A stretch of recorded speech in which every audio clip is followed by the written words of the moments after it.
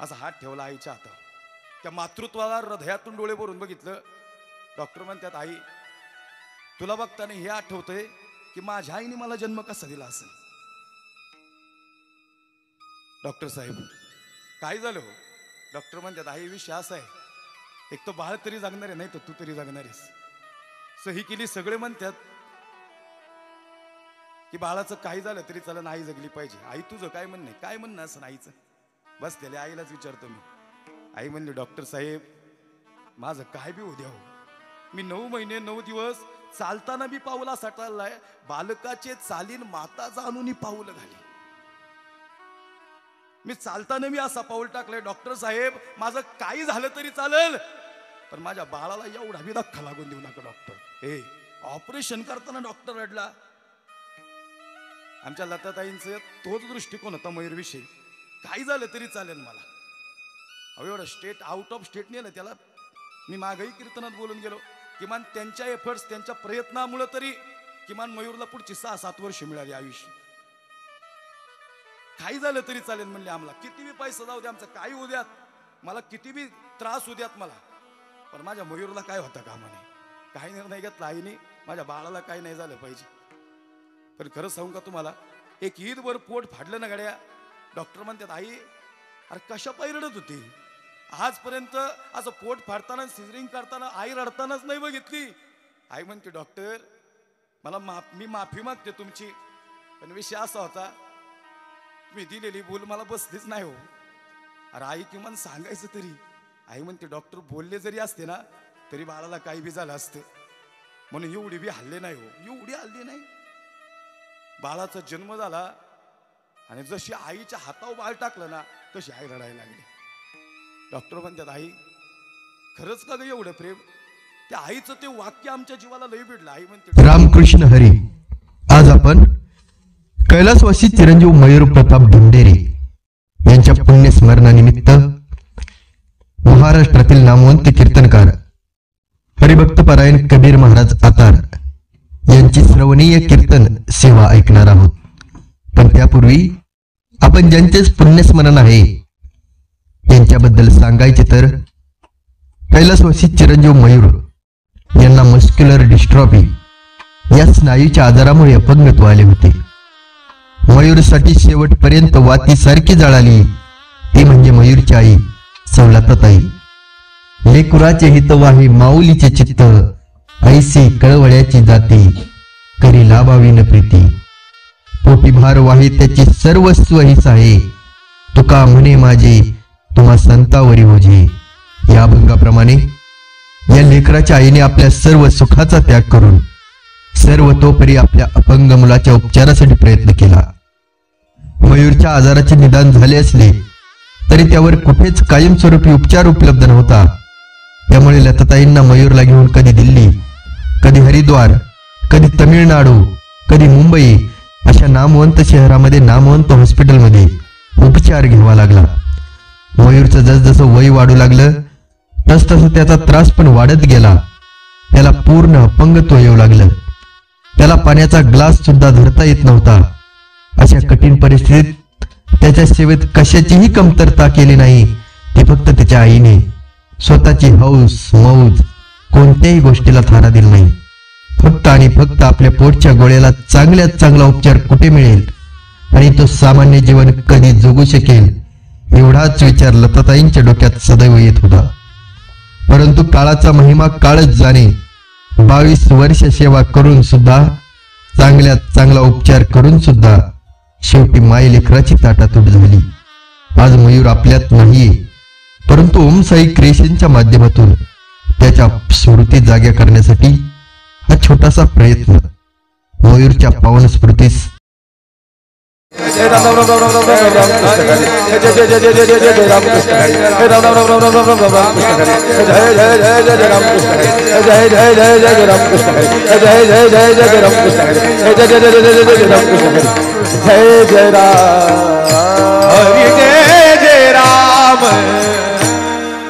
Hello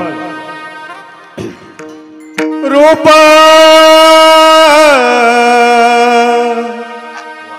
पाहता लोच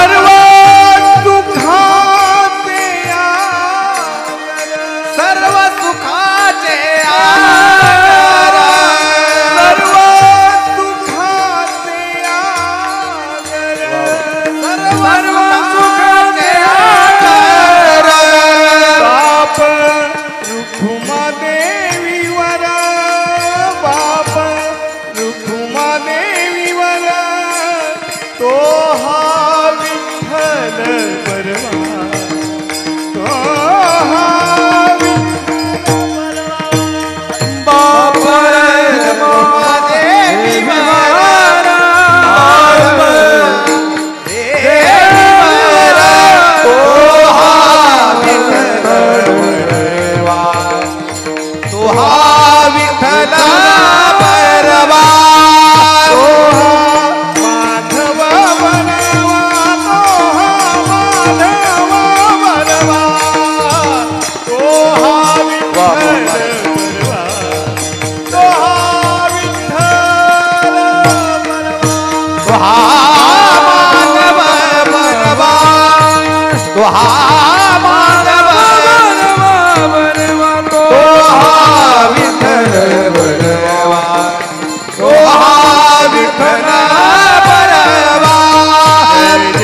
हरि जय राम कृष्ण हरि जय राम कृष्ण हरि जय राम कृष्ण हरि जय राम कृष्ण हरि जय राम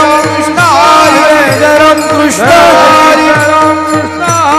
जय राम कृष्ण हरि जय राम कृष्ण हरि जय राम कृष्ण हरि जय राम कृष्ण हरि जय राम कृष्ण हरि जय राम कृष्ण हरि जय राम कृष्ण जय राम कृष्ण हरि जय राम कृष्ण हरि जय राम कृष्ण हरि जय Ram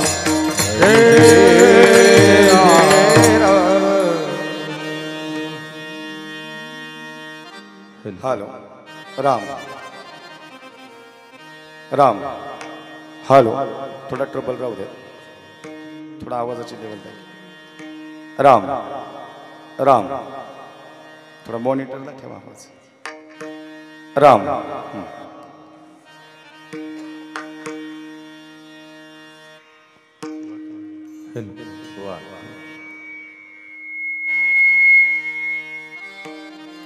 hello Ram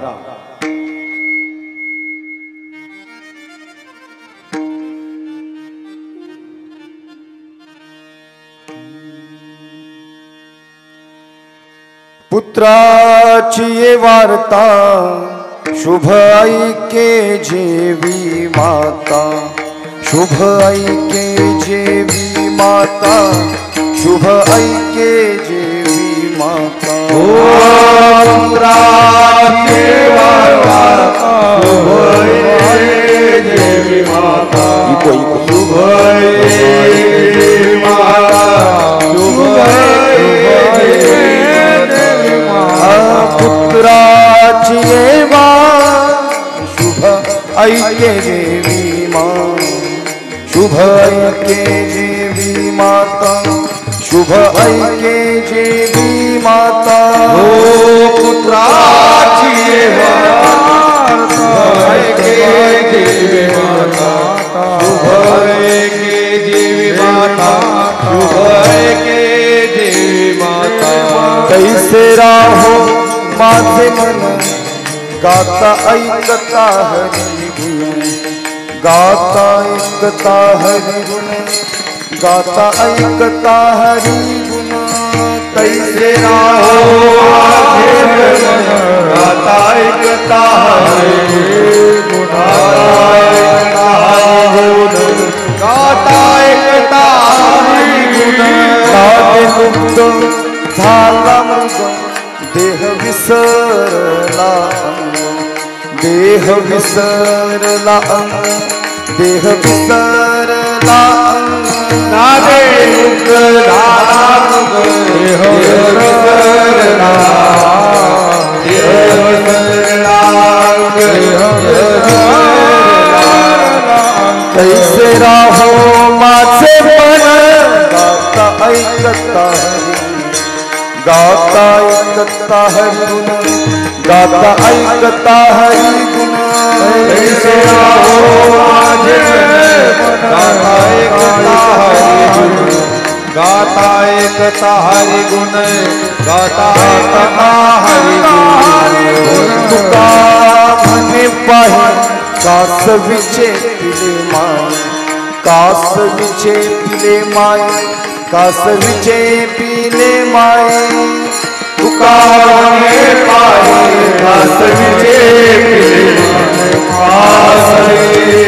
माय कासवीचे पिले माय हा तुका म्हणे पाय कासवीचे पिले माय कासवीचे पिले माय कासवीचे पिले माय म्हणे माय कासवीचे पिले कासवीचे पिले माय कासवीचे पिले माय तैसे राहो माझे मन तैसे राहो माझे मन तैसे राहो माझे मन गाता ऐकता हरी गुण गाता ऐकता हरी गुण गाता ऐकता हरी गुण तैसे राहो माझे मन गाता ऐकता हरी गुण गाता ऐकता हरी गाता ऐकता हरी गुण हरी गुण मुबारक कुमारी कुमारी मुबारक कुमारी मुबारक कुमारी हरि विठो बारक कुमारी विठो बारक कुमारी विठो बारक कुमारी विठो बारक कुमारी विठो बारक कुमारी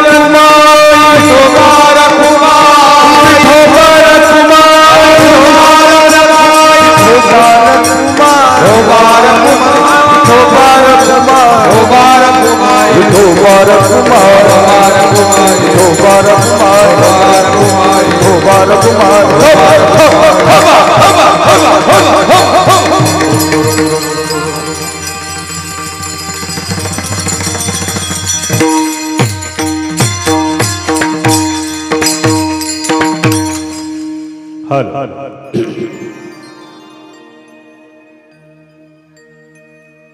पुत्राची वार्ता पुत्राची वार्ता पुत्राची वार्ता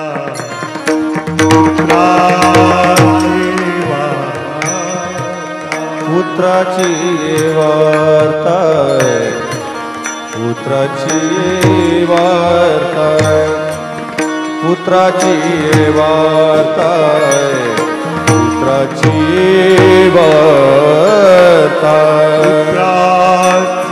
वार्ता पुत्राची वार्ता पुत्राची वार्ता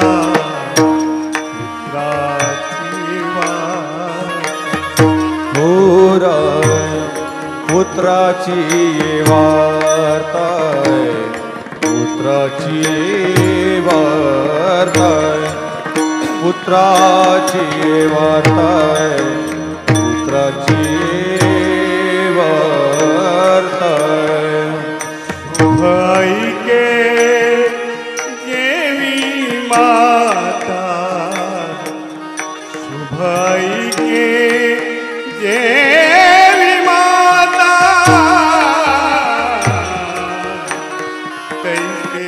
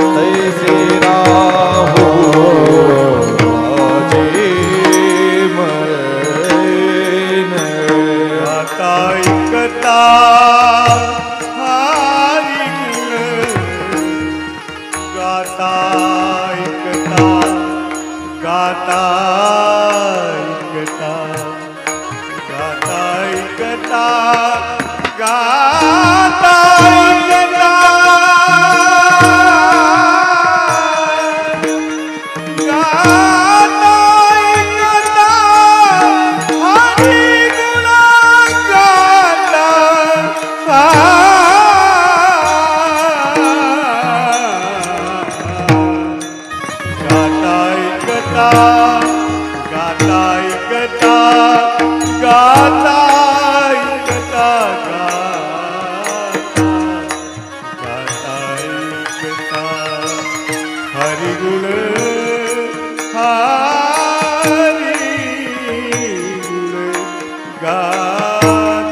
ऐकता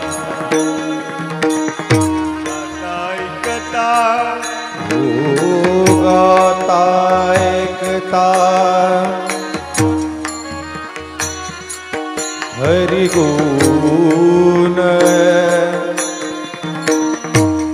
गाता ऐकता हे गाता ऐकता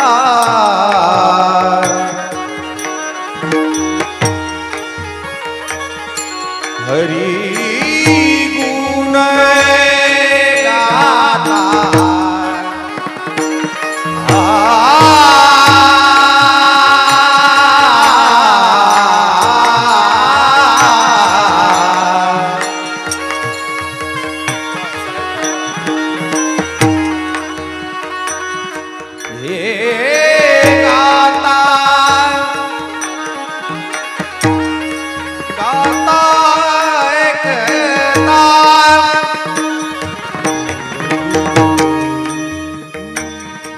हरि गुण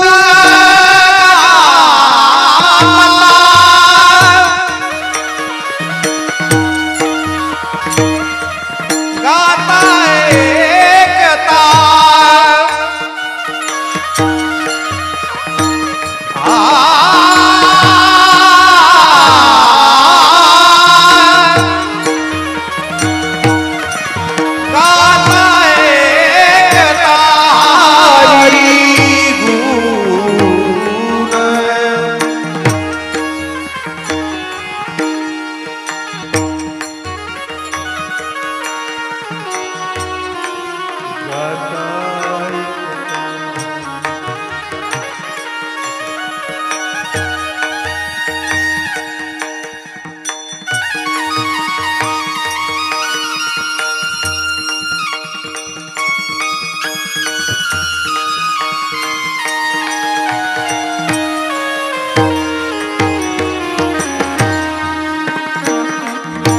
गाता ऐकता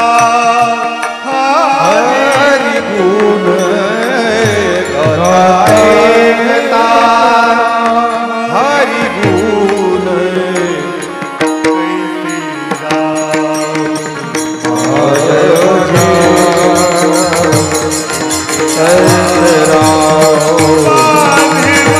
माझे मना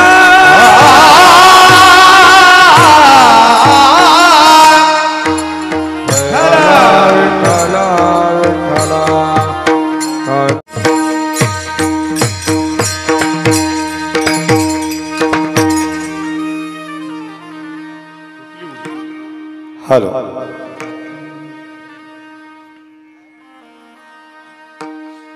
पुत्राची ये वार्ता पुत्राची ये वार्ता शुभाई के जेवी माता तैसे राहो माझे मन गाता ऐकता हरिगुण नादे लुप्त झाला मृग नादे लुप्त झाला मृग देह विसरला अंगणारे तैसे राहो माझे मन गाता ऐकता हरिगुण तुका म्हणी पाहे तुका म्हणी पाहे कासवीचे पिले माये देवा तैसे राहो माझे मन गाता ऐकता हरिगुण विठ्ठल विठ्ठल विठ्ठल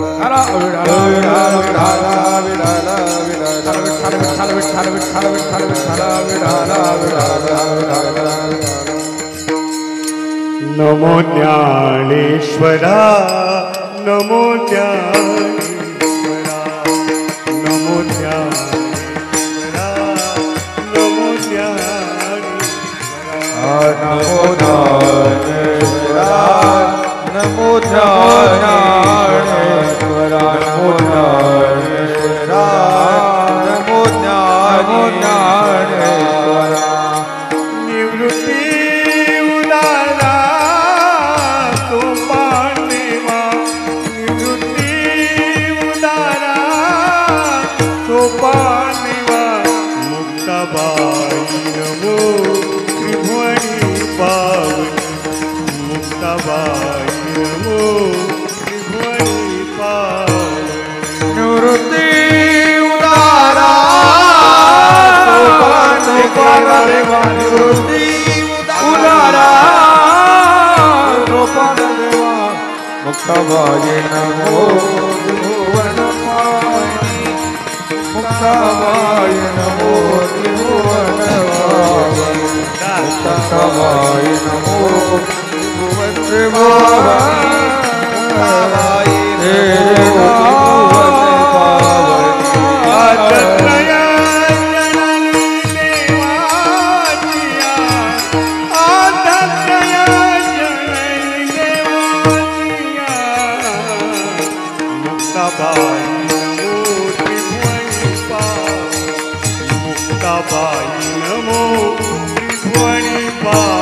मुक्ताबाई नमो त्रिभुवन पावनी मुक्ताबाई नमो त्रिभुवन पावनी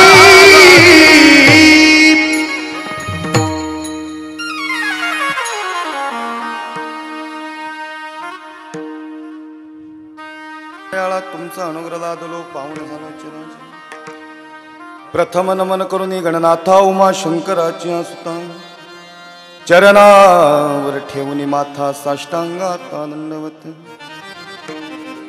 महायोग पीठे तटे भीमरथ्यम वरम पुंडरीकाय दातुन मुनींद्रिः समागत्य तिष्ठन्तमानंद कन्नं परब्रह्मलिंगं भजे पांडुरंगं पांडुरंगा करू प्रथम नमन राम कृष्ण हरी पांडुरंगा करू प्रथम नमन राम कृष्ण हरी पांडुरंगा करू प्रथम नमन राम कृष्ण हरी पांडुरंगा करू प्रथम नमन राम कृष्ण हरी चरण संततिया सारे चरण संताजिया चरण संततिया चरण संताजिया पदाने कथे पदाने कथे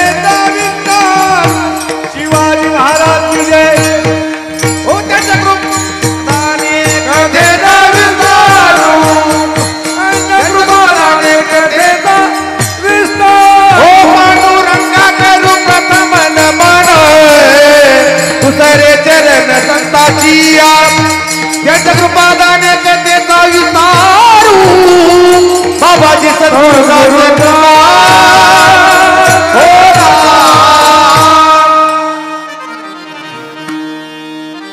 पांडुरंगा करू प्रथम नमन दुसरे चरण संतांच्या त्यांच्या कृपादाने कथेचा विस्तारू बाबाजी सद्गुरु दास तुका कैलास राणा शिवचंद्र मोळी फणींद्र माथा मुकुटी झळाडी कारुण्य सिंधू भव दुःख हारी तुझ वीन शंभो मज कोण तारी जयांचे केली या स्मरण होय सकळ विद्येंचे अधिकरण तेच वंदू श्री चरण श्री गुरूंचे ते नमस्कारोणी आता मस्तक हे पायावरी मस्तक हे पायावरी मस्तक हे पायावरी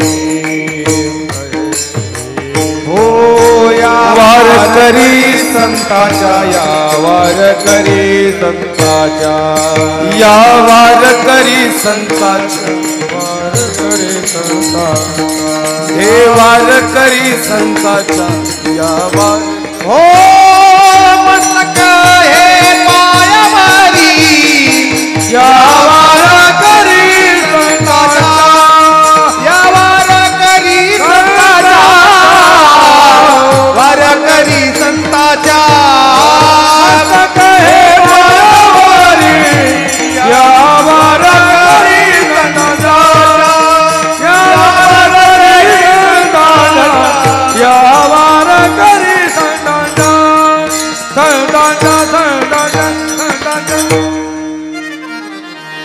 मस्तक हे पायावरी या वारकरी संतांच्या गुरुर ब्रह्मा गुरुर्विष्णू गुरुर्देव महेश्वर गुरुर साक्षात परब्रह्म तस्मै श्री गुरवे नमः.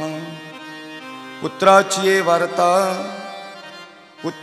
वार्ता शुभाई के जेवी माता तैसे राहो माझे मन गाता ऐकता हरिगुण. प्रस्तुत प्राप्त स्थळी प्राप्त प्रसंगी हरिकीर्तन रूपी सेवेकरता सादर केलेला अभंग. महान भगवत भक्त पंचमवेद निर्माते वैराग्य संपन्न सदैव वैकुंठाला जाणारे तसेच हिंद्रदय सम्राट छत्रपती शिवाजी महाराजांचे असणारे गुरु श्रीमंत श्री संत श्रेष्ठ जगद्गुरु तुकोबारायांचा अभंग असून प्रस्तुत अभंगात श्रीमंत श्री संत श्रेष्ठ जगद्गुरु तुकोबाराय भगवान परमात्म्याच्या चरणाजवळ विनंती करतायत.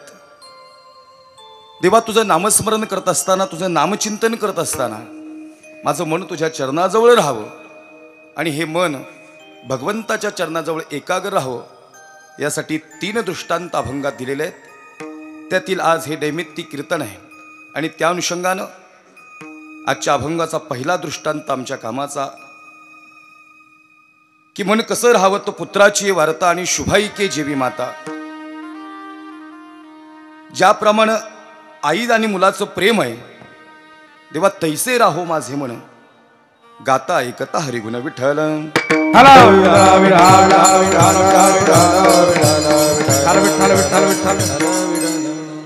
सेवेला सुरू करण्यापूर्वी या कार्यक्रमाचा अल्पसा पर्याय असा आहे.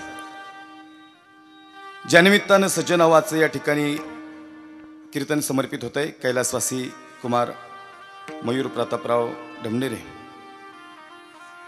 आणि आदरणीय मयूरचं या ठिकाणी द्वितीय पुण्यस्मरण आहे. आणि या द्वितीय पुण्यस्मरणानिमित्त खऱ्या अर्थानं अतिशय सुंदर नियोजनात या ठिकाणी याही वर्षी या कार्यक्रमाचं आयोजन करण्यात आलेलं आहे. प्रथम पुण्यस्मरणाला या ठिकाणी माझंच कीर्तन या ठिकाणी झालं होतं आणि याही वर्षी या ठिकाणी या ढमढेरे परिवाराने या ठिकाणी पुन्हा एकदा माझ्या वाणीवर विश्वास दाखवला आणि याही वर्षी या ठिकाणी आपण मला द्वितीय पुण्यस्मरणाला बोलवलं त्यासाठी तुमचं हृदयातून धन्यवाद. मागीलही वर्षी अतिशय धावपळीत या ठिकाणी सेवा समर्पित केली होती. भरपूर प्रवास झाला होता. मागच्या वर्षी जास्त दमलो होतो आणि हे कीर्तन करणं खऱ्या अर्थानं माझ्यासाठी तसं तर फार मोठी जबाबदारी होती. पहिल्या वर्षी तर जबाबदारी होती, वर दुसऱ्या वर्षी अजून जास्त मोठी जबाबदारी झाली.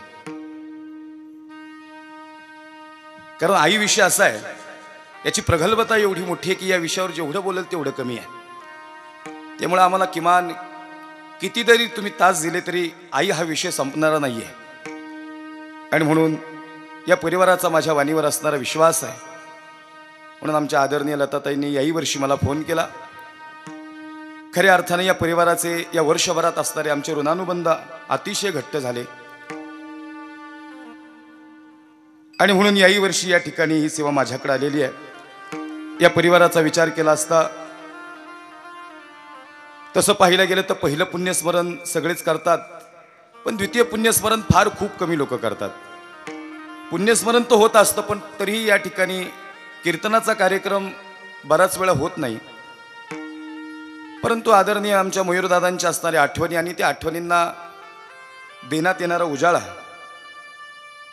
पुन्हा एकदा त्या आठवणी खऱ्या अर्थानं आमच्या डोळ्यासमोर यावं, त्याचं कार्य आमच्या डोळ्यासमोर यावं आणि म्हणून हे कीर्तन आहे. म्हणून अभंगाचा खऱ्या अर्थानं विषयही नैमित्तिकच आहे. या परिवाराचा विचार केला असता श्री लक्ष्मण बाजीराव ढमढेरे आजोबा आहेत. सौभाग्यवती शांताबाई लक्ष्मण ढमढेरे आजी आहे. श्री यशवंत बाळासाहेब हरगुडे आजोबा आहेत. श्री आदरणीय मिलिंद यशवंत हरगुडे मामा आहेत. सौभाग्यवती सारिका मिलिंद हरगुडे मामी आहे. संचालिका महाराष्ट्र राज्य बाजार समिती, सहकारी संघ आणि कृषी उत्पन्न बाजार समिती पुणे. या ठिकाणी वडील श्री प्रताप ढमढेरे, आई आदरणीय सौभाग्यवती लताताई प्रताप ढमढेरे. या ठिकाणी चुलते श्री आदरणीय सुदर्शन लक्ष्मण ढमढेरे, आदरणीय या ठिकाणी सभापती संगीताताई सुदर्शन ढमढेरे चुलते आहे. श्री आदरणीय सचिन बाळासाहेब ढमढेरे चुलते आहे. श्री आदरणीय सोमनाथ राजेंद्र ढमढेरे भाऊ. सभापती आदरणीय रुक्मिणी कल्याण काकडे आत्या आहेत.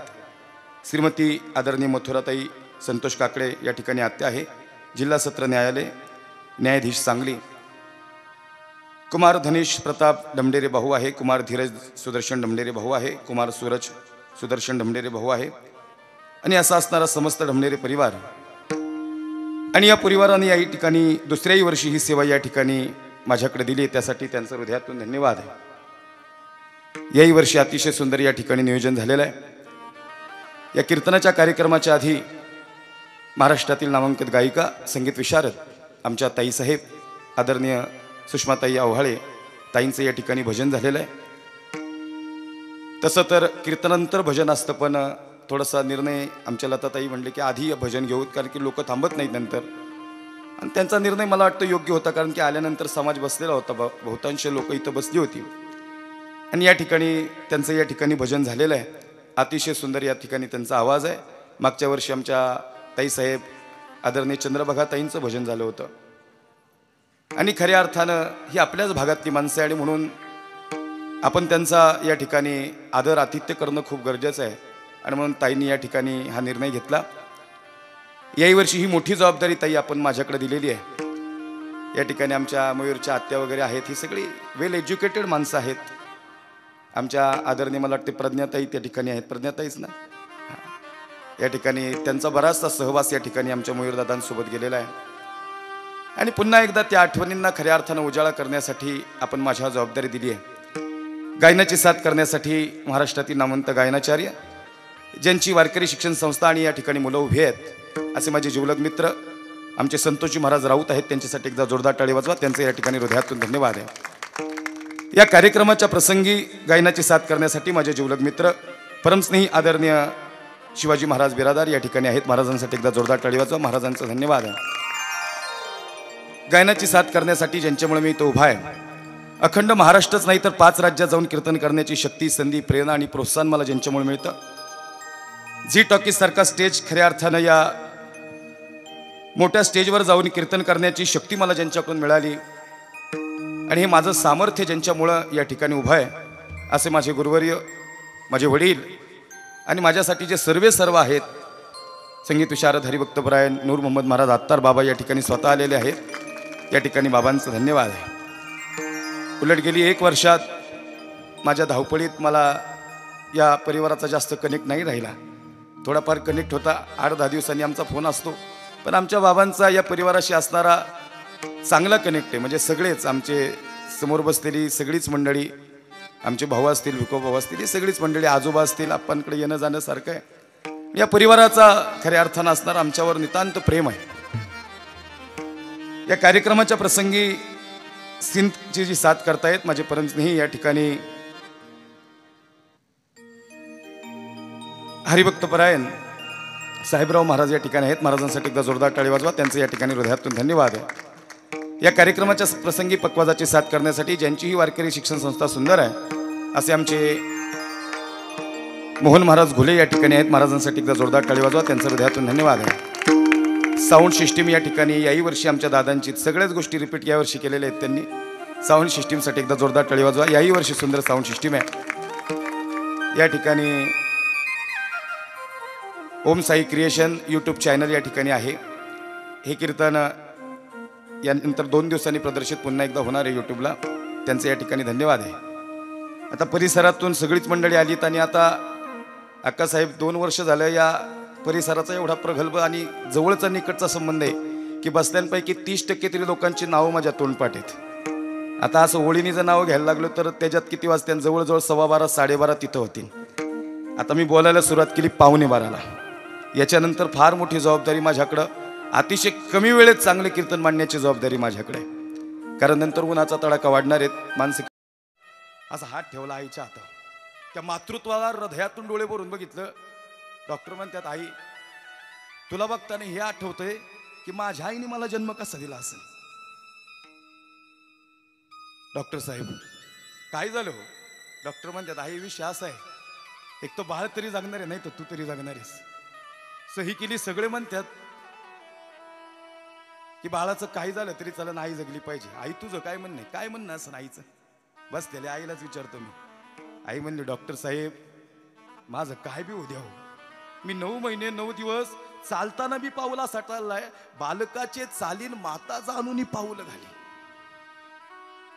मी चालताना मी असा पाऊल टाकलाय, डॉक्टर साहेब माझं काही झालं तरी चालेल, पण माझ्या बाळाला एवढा बी धक्का लागून देऊ नका डॉक्टर. हे ऑपरेशन करताना डॉक्टर रडला. आमच्या लताताईंचं तोच दृष्टिकोन होता मयूरविषयी. काही झालं तरी चालेल मला. अहो एवढं स्टेट आउट ऑफ स्टेट नेलं त्याला. मी मागही कीर्तनात बोलून गेलो, किमान त्यांच्या एफर्ट्स, त्यांच्या प्रयत्नामुळे तरी किमान मयूरला पुढची 6-7 वर्ष मिळाली आयुष्य. काही झालं तरी चालेल म्हणले, आम्हाला किती बी पैसा जाऊ दे, आमचं काही होऊ द्यात, मला किती बी त्रास होऊ द्यात मला, पण माझ्या मयूरला काय होतं कामा नाही. काही निर्णय घेतला आईने, माझ्या बाळाला काही नाही झालं पाहिजे. पण खरं सांगू का तुम्हाला, एक ईदवर पोट फाडलं ना गड्या. डॉक्टर म्हणतात, आई अरे कशा पायी रडत होती? आजपर्यंत असं पोट फाडताना, सिझरिंग करताना आई रडतानाच नाही बघितली.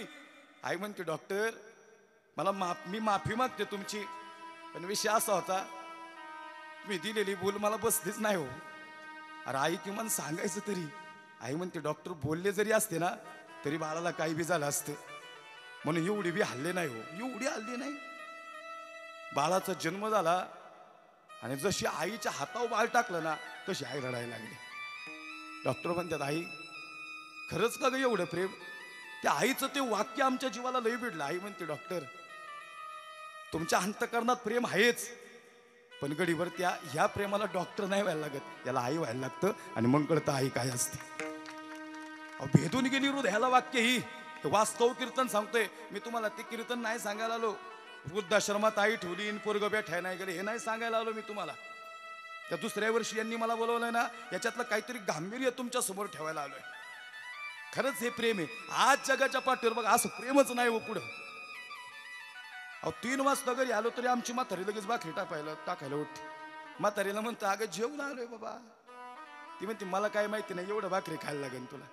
आम्ही विचार करतो, ज्या दिवशी आमची म्हातारी जाईल, हा पिठाचा डबा उघडा आहे कोण असं आमच्या आयुष्य. बघा ना तुम्ही किती गांभीर्याने ऐका या गोष्टी. अहो कुडकुड करणारी म्हातारी पाहिजे हो दारासमोर, तर आमच्यासारखी लेकरं आहेत. पाहिजेच ती म्हातारी. तिने लई त्याग केला, तिच्या चेहऱ्यावर सुरकुत्या पडल्यात, पण तिच्या चेहऱ्यावरच्या सुरकुत्या म्हणजे तिच्या त्यागाच्या आहेत, आणि आमच्या तारुण्याच्या सुरकुत्या तिच्या चेहऱ्यावर पडल्या. विचारा बरं, बसलेल्या आजीला सुरकुत्या होत्या का आधी चेहऱ्यावर? आमच्यासाठी सुरकुत्या पडल्यात तुमच्या चेहऱ्यावर. मला सांगायचं तात्पर्य असे, हा शेवटचा क्षण माझ्यासोबत चला. मला माहिती उन्हाच्या जळायलाही लागतात, पण मी एवढे 1-2 थोडा विषय घेऊन या ठिकाणी सेवेला पूर्ण विराम देणार आहे. पण खरं सांगू का महाराज, मला आई सांगताना माझी आई बी डोळ्यासमोर येते. मला आई सांगताना समाजातल्या असं मातृत्व डोळ्यासमोर येतं, जे आम्ही जवळून अनुभवलेलं आहे. जवळून अनुभवलं आईच मातृत्व. हे कशापायी बोललो सजन हो. आणि खरंच ज्या घरात आई जिवंत आहे ना, त्या घराचा दरवाजा वाजवायला नाही लागत. विचारा बरं इथं बसलेल्या पोरांना, कुठल्याही क्षेत्रात काम करू द्यात तुम्ही, रात्री 2 वाजता गेलं तर म्हातारी आधीच दरवाजा उघडा ठेवते. अहो माझी नुसती गाडी लॉक केली की म्हातारीला वरती समजते पोरगा आले, आधीच कडी उघडून ठेवती. का तर ह्याला लई वेळ थांबाय नको बॅगा घेऊन. मी विचार करतो, गाड्या एवढा सेन्स कसा दिला असेल परमेश्वराने? तिच्या मनात विचार काय, बॅगा जड घेऊन पोरग दमून आले 4-5 दिवसांनी, त्याच्यासाठी आधीच दरवाजा उघडून त्याला लई सहजता मिळावी आयुष्यात. पण मला सांगा, अरे आम्हाला आयुष्यात सहजता मिळली, पण तिच्या सहजतेचं काय? तिचा कोणी विचार केला त्यावेळेस? तिची आत्मीयता कोणी समजली? आमचं लताताई, तुमच्या संदर्भात आमचं बऱ्याच जणांचं बोलणं झालं, म्हणलं आमच्या लताताई खूप सेन्सिटिव्ह आहेत. कदाचित ती एक गोष्ट 2-2, 3-3 म्हणतील, पण ते दुःख त्यांनाच माहिती आहे ना. ते दुःख आम्ही थोडीच अनुभवू शकतो. त्यांच्या पोटात त्यांचं लेकरू त्यांनी गमावलेलं आहे, त्यांना माहिती आहे दुःख काय आहे ते. आम्ही सांगणार का दुःख त्यांचं काय? हे सांगायचं तात्पर्य, आमच्या काकी सुषमाताईंच्या घरी सुषमाताईंचं भजन ठेवलं म्हणून लताताई गेल्या होत्या. म्हणले महाराज का ताई, म्हणले तुम्ही भजन करायचं, म्हणले आधीच मानधन द्यायला गेले. आमच्या सुषमाताई बी मोठ्या काळजाच्या प्रकाशचा आव्हाळ. ते म्हणले, ताई अरे तुम्ही काळजाचा तुकडा गमावला आहे आणि आम्ही तुमच्याकडून पैसे घ्यायचे का? अशी माणसं बी पाहिजेत आयुष्यात, कमवायला पाहिजेत. सगळं मिळेल तुम्हाला, पण हे नाही मिळणार आयुष्यात, कधी लक्ष नाही का? हे सांगतो कशा पैशाचे नाव. तुम्ही म्हणाल तू मस्त म्हणतो पण तुझं सांग ना मग काय. मी बी त्यांना सांगितलं आम्हाला बाप लेकाला काही नका देऊ. मागच्या वर्षी किमान आमची तुमची ओळख नव्हती म्हणून घेतला असेल, पण यावर्षी आम्हाला काही देऊ नका म्हणलं. अहो माझ्या वाढदिवसाला आमची माझ्या एकाही बहिणीकून केक नाही आला. लता इकडून केक तिकडे पाठवलाय मला पुण्यात, आणि मी कुठं आउट ऑफ म्हणजे इथं नव्हतं, पुण्याच्या बाहेर होतो. मग मला सांगा हे सख्या बहिणीच्या वरती प्रेम नाही का ह्या सगळ्या मंडळींचं माझ्यावर? काय सांगायचं आयुष्यात? हे कीर्तन हृदयातून का करतोय? हे काय एक एक शब्द तुमच्या हृदयापर्यंत मांडते, अंगाव काटे उभे राहतात. हे सांगितलं कशा पाहिजे सज्जना हो? आमच्या आयुष्यातली सांगा शिवाजी महाराज. आणि त्या रत्नागिरी जिल्ह्यामध्ये एक सत्य घटलेली घटना एक 5 मिनिटात सांगतो, सेवेला पूर्ण विराम देतो, आणि मग कळण आई काय असते. एवढा त्याग या जगाच्या पाठीवर नाही. या डमलेरे साहेब या.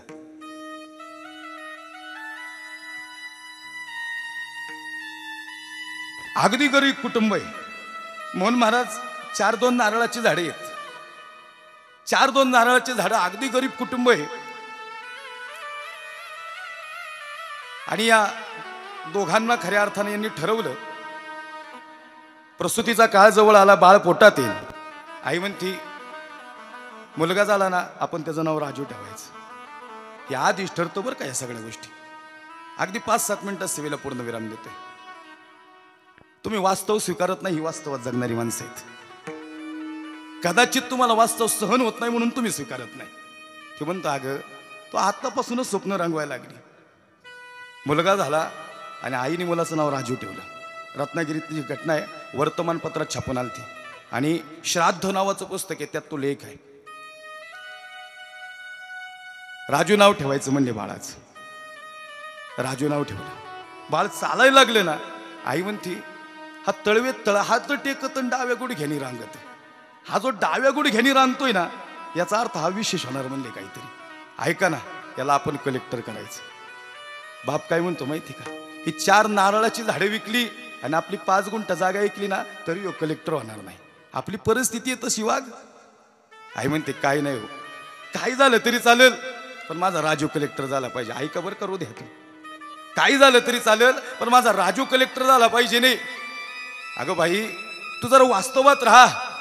मला माहिती आहे तुझ्या भावना काय मोठ्या आहेत. नाही हो, हे बघा मी आता 8 तास कष्ट करते ना, मी पोटावर पट्ट्या बांधीन, पण माझ्या राजूला कलेक्टर करेल. कधी कधी तुमच्यामुळं यांना हात मिळवायला लागते. नाही तुमच्या प्रेमासमोर सगळे फेल आहेत. तुम्ही जिथं प्रेम दाखवला ना गड्या, तिथं सगळे निशब्द आहेत. आई नाही, तुमच्या आईच्या प्रेमासमोर सगळे निशब्द आहेत. चालेल म्हणले करू आपण त्याला कलेक्टर.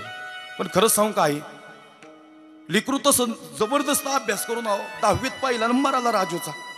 पहिला नंबर 10वीत राजूचा. आई म्हणते बघा मी म्हणले का नाही पोरगा आपलं हुशारी. अहो कलेक्टरच होणार म्हणले. ते म्हणतो बाई हे 4 नारळाची झाडं विकून कलेक्टर करणार आहेस का त्याला?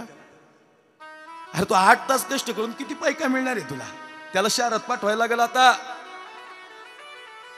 मी विठोबारोक भजन शेवट घेणार आहे आणि माऊलीचं भजन शेवट घेणार आहे, म्हणून मी मध्ये भजन घेतलं नाही का. अगं 4 नारळाची झाडं विकून ही सगळी जागा जमीन आपली झोपडी विकून जरी ठरवलं ना तरी तो कलेक्टर नाही होत. ती म्हणते अहो तुम्ही का नेहमीच माझ्या राजूच्या विरोधात बोलता? किंवा बाप असाच वाटतो का नाही नेहमी आमच्या विरोधात बोलणारा? ते तसा नाही. त्याला माहिती काय होणार आहे पुढची परिस्थिती. ते निर्घिट लई काळीच त्याचं मूव आहे, पण तो काय वाटतो माहिती का? तो निर्घट्ट काळजाचा वाटतो. तसा नाही. त्याला माहिती की परिस्थिती काय, पण तरी आईने ठरवलं ना ते करणारच. सॅल्यूट आहे तुमच्या कर्तृत्वाला, सॅल्यूट. शहरात पाठवलं पोराला, 15वी पर्यंत पहिला नंबर, डिस्टिंक्शननी पास झाला मुलगा. 1-1 रुपये कष्ट करून आई शहरात पैसे पाठवायचे. अशी नारळ काढायची, बर्फी बनवायची आणि म्हणायची ऐका ना माझ्या राजूला लई बर्फी आवडते हो, एवढी घेऊन जा जाता जाता. अगं बाई पण तो खात असेल का? अहो तो खाणार नाही असं होईल का? ते तुम्ही गेलेच तू विचारण बर्फी आणली का नाही. आणि खरंच तसंच व्हायचं. बाप पैसे घेऊन जायचा, बर्फीचा डबा घेऊन जायचा. पोरगा आधी पैसे नव्हतं विचारत, आधी विचारत होतं माझ्या आईने दिलेली बर्फी द्या. इथं बसलेल्या सगळ्या पोरांना विचारा, सगळ्या लेकरांना विचारा, माझ्या सहित आमच्या सगळ्यांच्या आईंना माहिती आम्हाला काय आवडतं. कुणीच नाही सांगू शकत. तिने बनवलेली वांग्याची भाजीची चव तिच्याच हाताला, नाही कुणाच्याच येणार. लक्ष दे नाही का? मी सांगतोय, सोपं सांगतोय. अगदी डमडर साहेब असंच वास्तव आहे. बर्फीचा डबा काढा हो, बर्फी खावी. आणि बाप म्हणतो ए पोरा, तुझ्याकडून लई अपेक्षा येत राहिला. आता लई थकली, तिच्या पायाच्या चिरा लई वाढल्यात, लई कष्ट होत नाही, लई अभ्यास करायला लागणार आहे तुला. ती म्हणते कलेक्टरच करायचं आहे. पोरगं म्हणतो बाबा तुम्हाला काय वाटतं, मी नाही होणार कलेक्टर. अरे पण तेवढा पैका नाही बाबा आपल्याकडे. अरे ती लई कष्ट करायला लागली, 8 तासाचे 2 तास वाढवले तिने. उशिरा घरी ती जे दिसेल ते काम करते र. तिचे पार हात असे कडक कडक झालेत, पण म्हणते माझा राजू कलेक्टर झाला पाहिजे. राजूचे बी डोळे भरून आले. लई प्रेम राजूचं आईवर, लई प्रेम.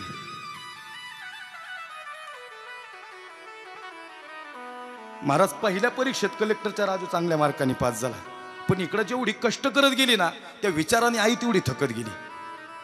तिची मस भेटायची इच्छा आहे, पण शहरात 2 गज गेलो तर पैसे जास्त जाईल म्हणून फक्त बापालाच पाठवायचे, जा एवढी बर्फी घेऊन. जेव्हा जेव्हा बाप जायचा तेव्हा तेव्हा बर्फी. राजू आवडीने बर्फी खायचा, पैसे घ्यायचा.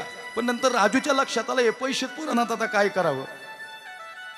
कोणातरी खेळ त्याच्या आयुष्यात असा झाला की राजू कोणाच्या तरी प्रेमात पडावा आणि तीही कलेक्टर पदाची परीक्षा द्यावी. तिने सांगावं राजू तुला जर कलेक्टर व्हायचं असेल तर तुला माझ्याशी लग्न करावं लागेल आणि हिथंच राहावं लागेल.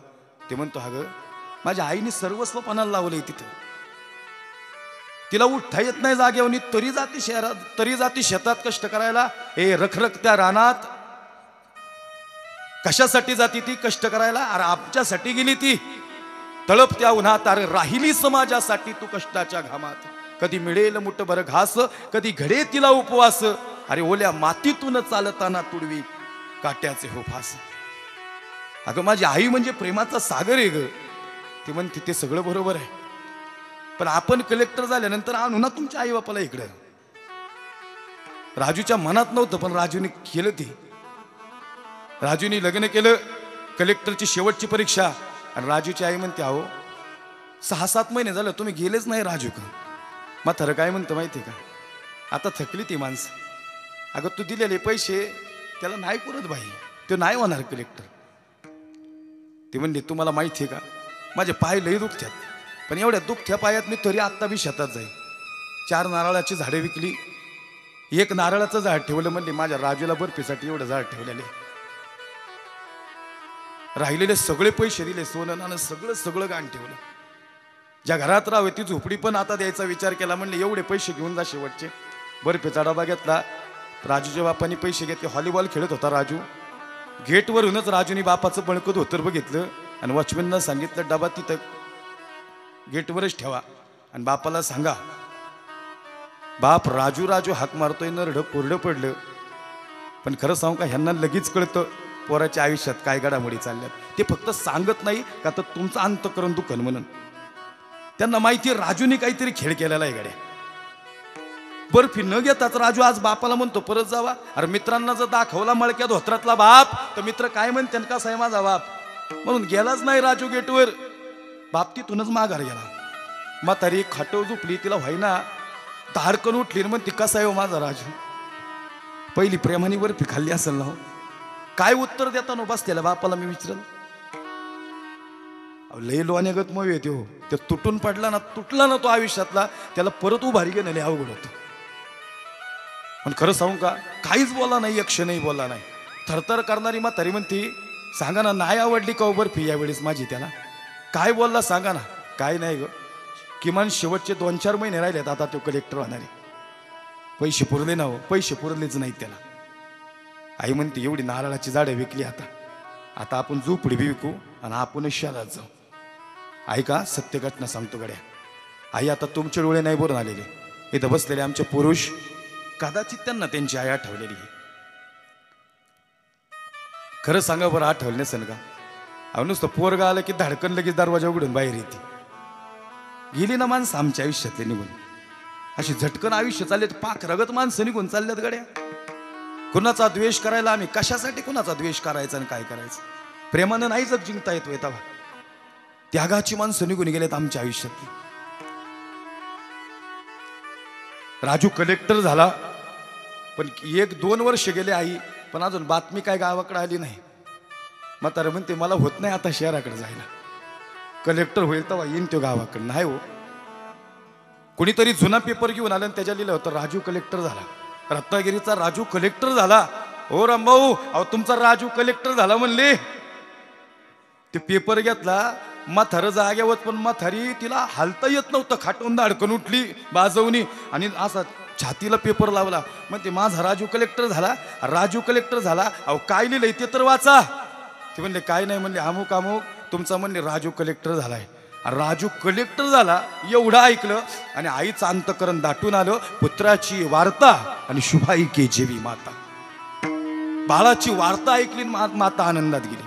मी एक कुठं हे कनेक्ट करतोय, लक्ष देऊन ऐका. तुम्हाला ज्या वेळेस लताताई मयूर ॲडमिट असेल आणि ज्या वेळेस त्याला डिस्चार्ज मिळत असेल, त्यावेळेस तुम्हाला लय आनंद होत असेल.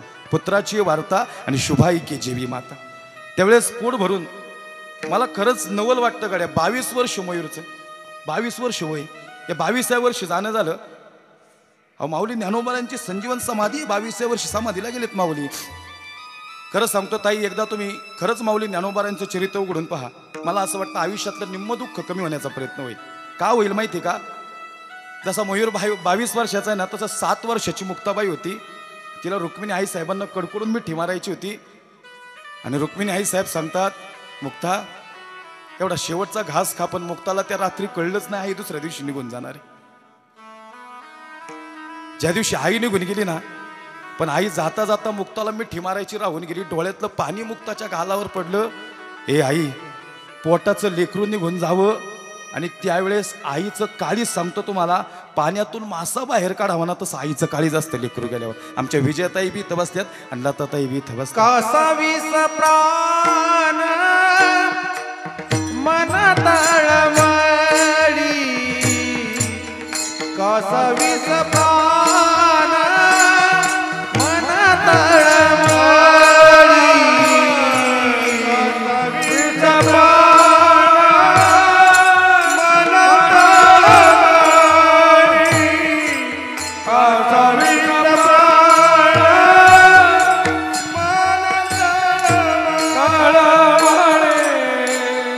जैसी कामासोळी जीवनाविना,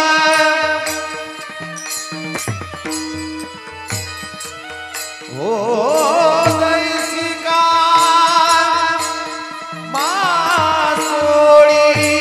जीवनाविना.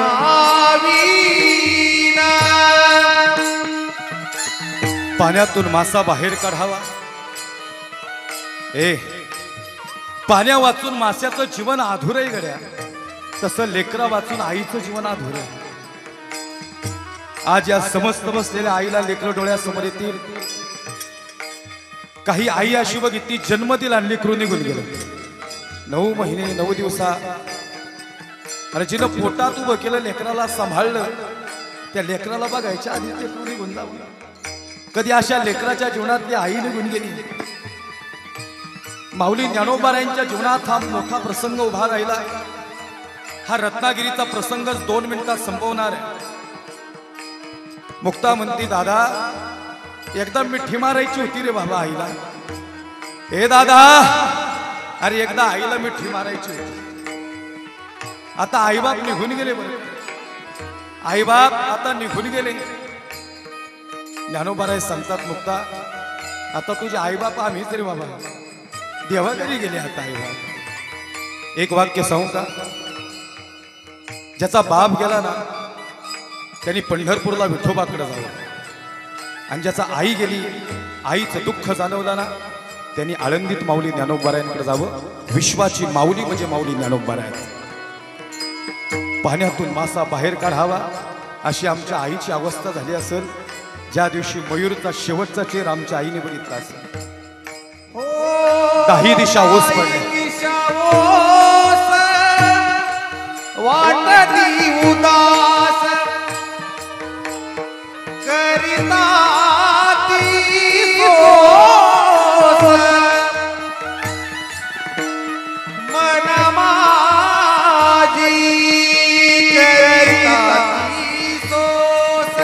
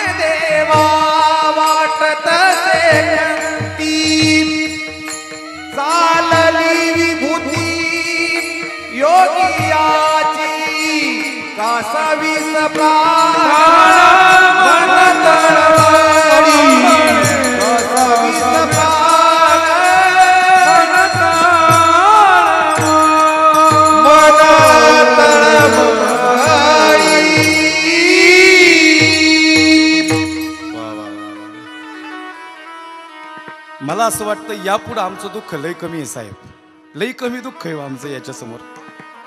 केवढं मोठं दुःख आहे आयुष्यात. 2च मिनिटं राहिलीत कीर्तनाची, प्रसंग पूर्ण करून सेवेला पूर्ण विराम देणार. अंतकरण दाटून आला असेल. संजीवन समाधी आहे माऊली ज्ञानोबारायांची, आणि जोपर्यंत संजीवन समाधी आहे ना तोपर्यंत चंद्र सूर्य राहणार आहेत, लक्षात घ्या. जोपर्यंत माऊली ज्ञानोबारायांची संजीवन समाधी ना तोपर्यंत चंद्र सूर्य राहणार. त्या संजीवन समाधीतून आजही रामकृष्ण रामकृष्ण हा आवाज येतो. अंतकरण दाटून आलं हे सांगितलं कशापायी गड्या. मग पाठोपाठ माऊली ज्ञानोबाराय 22व्या वर्षी समाधीला निघाले. मुक्ता म्हणते दादा जावं लागेल का? दादा म्हणतो मुक्ता काय बोलू ग तुला. तेवढ्यात निवृत्ती दादा म्हणतो मुक्ता ज्यावेळेस मोठी माणसं कार्य करायला येतात ना आणि त्यांचं कार्य ज्या दिवशी संपतं ना ती माणसं फार दिवस या काळात जगात राहत नाहीत. मुक्ता माऊलींचं कार्य संपलेलं आहे. जगाला ज्ञानेश्वरी मिळाली, अमृत अनुभव मिळाला, चांगदेव 65 मिळाली आणि हरिपाठ मिळाला. माऊलींचं कार्य संपलेलं आहे. ताई मयूरचं आयुष्यच एवढं होतं. त्याचं जे कार्य करायला तो आला होता, सगळ्या जगाला प्रेम, परिवाराला प्रेम जीवनात द्यायला आला होता ना, या परिवाराला प्रेम दिलंय त्यांनी भरभरून. त्याने जिव्हाळा दिलाय तुम्हाला. पण खऱ्या अर्थानं या मृत्यू लोकातलं त्याचं कार्य संपलेलं आहे. पण हे तुमच्या आयुष्यातलं तुमच्याकडे उदाहरण बघून एका आईने जिद्द बांधावी म्हणून तुमचं आजचं हे कीर्तन त्यासाठी उभं केलं मी. भविष्यातली एखादी येणारी आई तिने जिद्द नाही सोडली पाहिजे. लेकराने बी विचार केला पाहिजे आई लेकरासाठी काय करू शकते. राजू कलेक्टर झाला आणि आई म्हणते सगळं विका आता, ही झोपडी कशा पाहिजे. अहो माझ्या राजूचा बंगला असेल, अहो तुम्ही येडे का नोकर चाकर असतील माझ्या राजूकडं. कलेक्टर कशाला म्हणतात. अहो पोटावर पट्ट्या बांधल्या तो मी, राजूसाठी पोटावर पट्ट्या बांधल्या तुम्ही. अंतकरण दाटून आलं. बाप म्हणतो आता ऐकतो बाई तुझं. म्हातारं म्हणतो घेतली म्हातारी सोबत आणि शहरात नाशिकच्या ठिकाणी राजूची पोस्टिंग झाली होती. आख्या नाशिकमध्ये बंगला शोधायचा होता. बंगला शोधला बरं का म्हातारीने. म्हातारीला झाडाखाली बसवलं. म्हणले ह्यो ना ह्यो राजूचा बंगला आहे. म्हातारी म्हणते लगेच या, मला राजूचा चेहरा बघायचा. चला चला आई शेवटचा 1 मिनिट राहिलाय. अंतकरण दाटून आलं. बर्फीचा डबा होता सोबत. एक जार राहिलं होतं ना, तेवढी नारळाची बर्फी बनवली. म्हणते आता तसं जाऊ नका, मी इथंच बसते सावलीला, तुम्ही जाऊन या. राजू मला मोठी गाडी घेऊन येईन यायला. आता त्याला सांग नाही चालवत आता तुझ्या आईला. काय वाट बघत बसते बघितलं का. राजू बर्फीचा डबा घेऊन गेला. पहिला घास तोंडात घालणार होता अभिनंदनासाठी. वॉचमॅन म्हणतो कोण तुम्ही. म्हणले ह्यो बंगला माझ्या पोराचा आहे. ह्यो बंगला दिसतोय ना, हा कलेक्टर राजू माझं पोरग आहे. म्हणले मळलेलं तो तर तुमचं. अहो तुमचा अवतार तरी बघा. अरे म्हणले माझ्या अवतारावर सोड, त्याला सांग राजू आलाय. दोघांची बाचाबाच सुरू झाली. राजूनी वरतून खिडकी उघडली. तेवढ्यात वॉचमॅननी म्हाताऱ्याच्या कमरड्यात लात मारली. म्हातारं खाली पडलं. बर्फीचा डबा खाली पडला. बर्फी बाजूला पडली. राजूनी बापाच्या चेहऱ्याकडे बघितलं आणि बापाने चेहरा वरती केला. दोघांची नजरेला नजर झाली. राजूनी खिडकी लावून घेतली. आता काय अवस्था झाली असेल. बापाला बापाचं कष्ट डोळ्यासमोर नाही आलं, त्याला म्हातारीचं कष्ट डोळ्यासमोर आलं. तशीच बर्फी उचलली. झाडाखाली म्हातारी बसली होती. ती म्हणते सांगा ना किती नोकर आहेत, कुठली गाडी घेऊन येणार आहे. अहो आला का नाही, प्रेमाने बर्फी चारली का नाही. काय बोललो आई. बोलताना येत त्यांना अजिबात काय, निशब्द होतात. धाडकन मान टाकली आणि म्हातारीच्या मांडीवर म्हातारीने जीव सोडला. जीव सोडला बापाने एका मिनिटात. कळलंच नाही हिच्या लक्षात आलं काहीतरी घडली. हा सेन्स तुम्हाला दिलाय बरं का. या जगाच्या पाठीवर असा सेन्सच नाही. तो आमच्याकडे नाही तर तुमच्याकडे. तुम्हाला माहिती काय नेमकं गणित. अहो महादेवाच्या मंदिरात मुंडन करून आई बसली भीक मागत. कुणाची आई. अरे कलेक्टरची आई मुंडन करून महादेवाच्या मंदिरात. पण हे नियती, हे कर्म आहे. केले कर्म झाले त्याची भोग आले आणि उपजले मेले आईसे किती. राजूला बी मुलगा झाला. राजूची बायको म्हणते ह्याला कोणी आंघोळ घालायची. आता तुम्ही कलेक्टर आणि मी कलेक्टर. मोलकरीन बघायला लागेल. महादेवाच्या मंदिराच्या तिथं चर्चा चालू. म्हातारीने डोक्यावर पदर घेतलाय. राजूचा आवाज ऐकावा नाही आईने असं होईल होय तेव्हा. काय वाटतं तुम्हाला. आईने लेकराचा आवाज ऐकावा आणि आईला नाही कळावा लेकराचा आवाज असा होईल. अहो मी नेहमी बोलतो लेकराची गाडी जरी आली ना गाडीचा आवाज ओळखणारी इंजिनियर ती म्हणलं लेकराचा आवाज नाही कळणार होय. राजूचा आवाज बघितला आणि धाडकन म्हातारी उठली म्हणते ओ मालकीन साहेब मी येते तुमच्याकडून नोकरी करायला. डोक्यावर पदर तसाच मुंडन केलं महादेवाच्या मंदिरात. कलेक्टरची आई. राजू म्हणतो आई आजी यार काय घेणार तुम्ही किती पैसे. म्हणले पैसे नको 2 टाइम जेवाय द्या मला बस काहीच नका देऊ. तुमचं लेकरू माझ्या लेकराप्रमाणे सांभाळेल मी. सांभाळलं ना तसं काय मालिशन काय आंघोळून काय बाळस आलं लेकराला गोंडच दिसायला लागलं. म्हणजे तुम्ही लक्षात घेतलं का कलेक्टरची आईच कलेक्टरच्या घरात लोक नोकरीन मोलकरी नाही. तरी राजूला कळलं नाही माझी आई रोज आंघोळ घालायची रोज अंगाई गायची. राजू कामावर राजूची बायको कामावर. राजूची बायको म्हणते अहो काय होई अशी आजी भेटली आपल्याला नशिबान लईच नशिबान आपण. पण मला असं वाटतं गडीभरी तुमची आईच आहे तशीच वाटती होई. राजू म्हणतो अगं तुझ्या पाय आता सगळं सोडून आलोय की आता माझ्या आईचं नाव काढून कशासाठी माझ्या हृदयात हे करते. अहो तसं नाही हो बघा ना बाळाला कसली सांभाळते ती. एक दिवस राजू लई दमून आला. रोज ती अंगाई गायची बाळाला आंघोळ घालायची रोज अंगाई गायची. कुठे शोधू ग आई तुला असं राह नाही जगती मला. ज्यावेळेस राजू लहान होता आणि झोपत नव्हता ना तेव्हा ती अंगाई गायची. लई कामाचा लोड वाढला राजूला. शांत झाला खुर्चीहून बसला. पत्नी म्हणते डोकं दाबू का नको म्हणला. म्हणजे काय झालं हो तुम्हाला. म्हणले काय नाही. शांत झाला. त्याच्या डोक्यात कदाचित तो भूतकाळात गेला. आणि तेवढ्यात आई राजूच्या बाळाला झोपवती तीच अंगाई गाती जी राजूला झोपवताना आज झोपच येत नाही राजूला. पण का कोणास ठाऊक अंगाईचे शब्द कानावर पडले आणि राजूला झोप लागली. कुठे शोधू गाई तुला कुठे शोधू ग आई तुला आसरा नाही जगती मला जीव व्याकुळ झाला तुझ्या दर्शनाला जीव व्याकुळ झाला तुझ्या दर्शनाला एक आई जवळ घे मला हा बाळ तुझा फुकेला हा बाळ तुझा फुकेला एक आई जवळ घे मला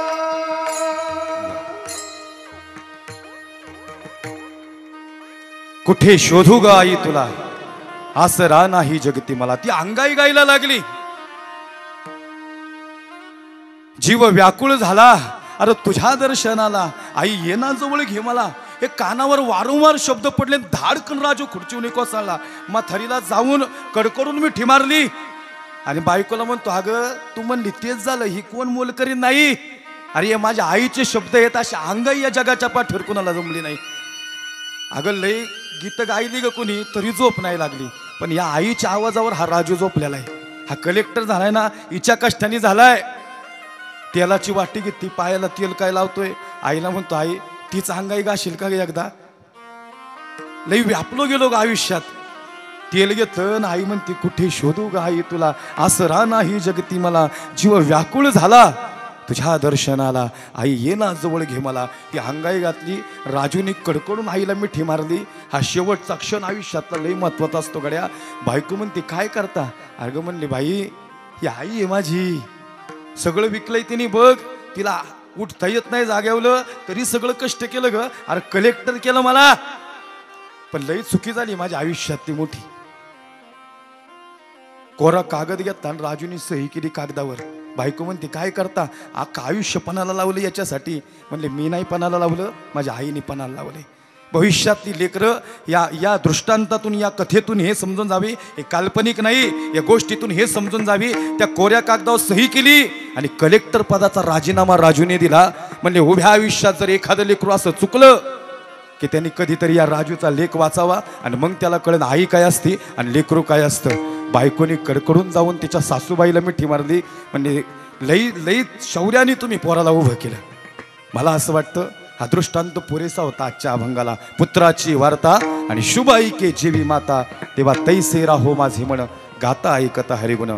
खऱ्या अर्थानं झालेले सेवा भगवान परमात्म्याच्या चरणी समर्पित करतो, अर्पण करतो. बोलताना काय चुकलं असेल, वाणीतून एखादा शब्द गेला असेल, अंतकरणातून या ठिकाणी माफी मागेल सज्जन हो.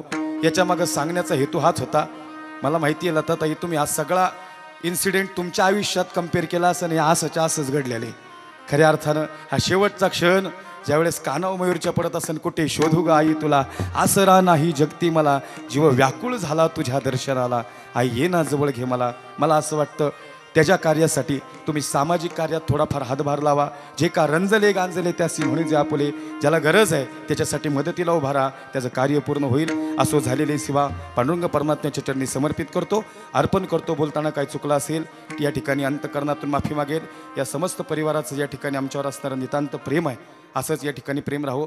परिसरातून पंचक्रोशीतून राजकीय सामाजिक अनेक क्षेत्रातील मंडळी या कार्यक्रमात सहभागी, दुःखात सहभागी होण्यासाठी या ठिकाणी आलीत, त्यांचं या ठिकाणी हृदयातून धन्यवाद आहे. मला असं वाटतं या जगात दुःख मोकळं करायचं एक सगळ्यात मोठं साधन आहे, आणि ते म्हणजे विठोबा रखुमाई.